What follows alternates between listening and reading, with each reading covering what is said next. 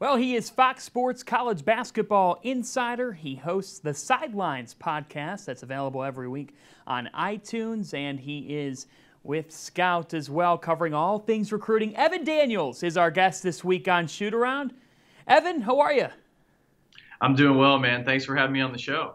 Absolutely. I think first and foremost, my question for you is, how did Evan Daniels get to be where he's at today? You're all over the place in the college basketball scene.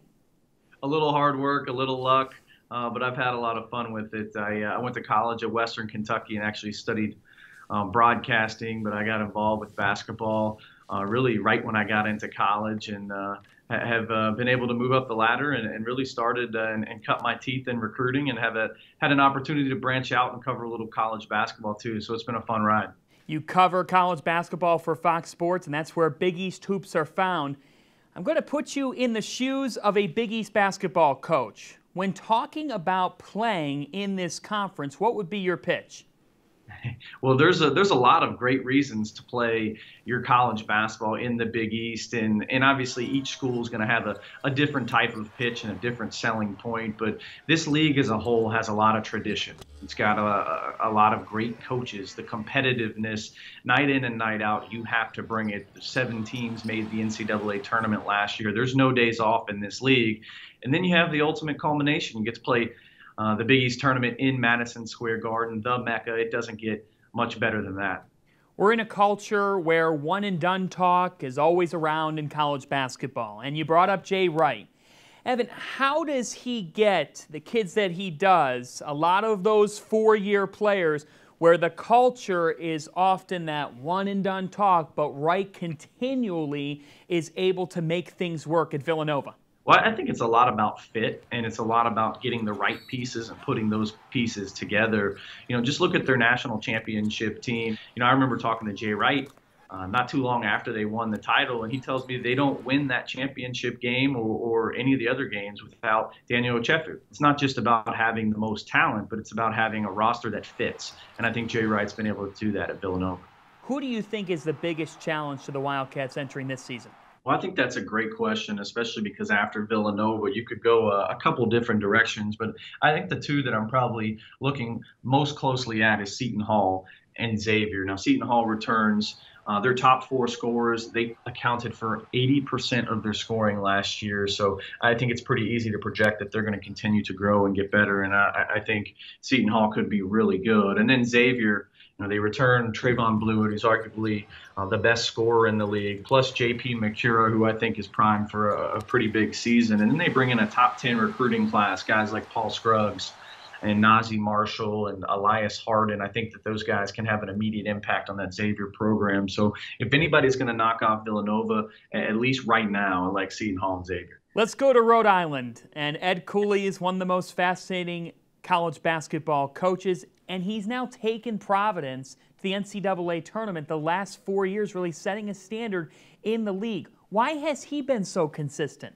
I just think Ed Cooley is also one of the more underrated recruiting guys. I mean, Chris Dunn and Ben Bentil come to mind, and he had a top 20 recruiting class this past season, but I think he gets the most out of his guys. He really develops them, and he coaches with a passion. He gets a lot out of his guys.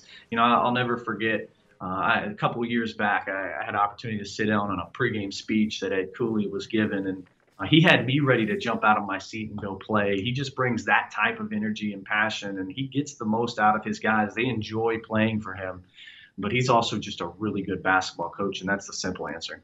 With that in mind, which incoming freshmen across the league beyond Ashton Langford do you have in mind entering the 17-18 season? Well, I think the guys that are going to be the two most impactful freshmen in this league this season are Mekhi Ashton Langford and Xavier's Naji Marshall. And you could have gone with Xavier's Paul Scruggs, but I just think Naji Marshall is so versatile. It's a guy that I think is probably going to get minutes at 3 different positions for Xavier. He plays hard. He's a really good rebounder. He can defend. He just brings a lot of versatility to the table. And to expand a little on Mekhi Ashton Langford, this is a guy with very good size for the point guard position. He's savvy. He plays at a good pace. He brings it on defense. He plays with energy. He can really distribute and pass. He's a leader. he's a guy that Ed Cooley is going to want on the floor. So I think Mekhi Ashton Langford and Xavier's Najee Marshall, two guys that I'm looking at to be really productive and have really good freshman seasons. We've got some fan questions now from different Big East Hoops followers. First one is, what Big East teams will be ranked in the AP Top 25 poll?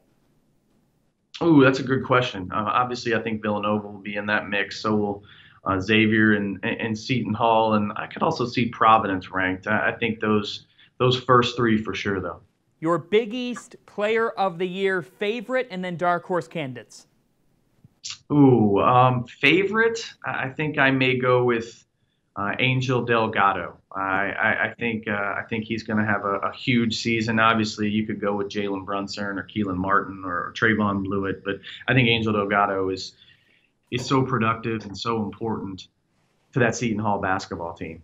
In terms of a dark horse, maybe Marcus Foster from Creighton. I think he averaged more than 18 points a game last year, can really score. So I think he could be your. It's hard to say a guy that scores that many points is a dark horse, but I think he's going to have a huge season. Coming all the way from Nashville, Tennessee, Evan Daniels. Thanks so much for joining us. John, thanks for having me, man. It was fun.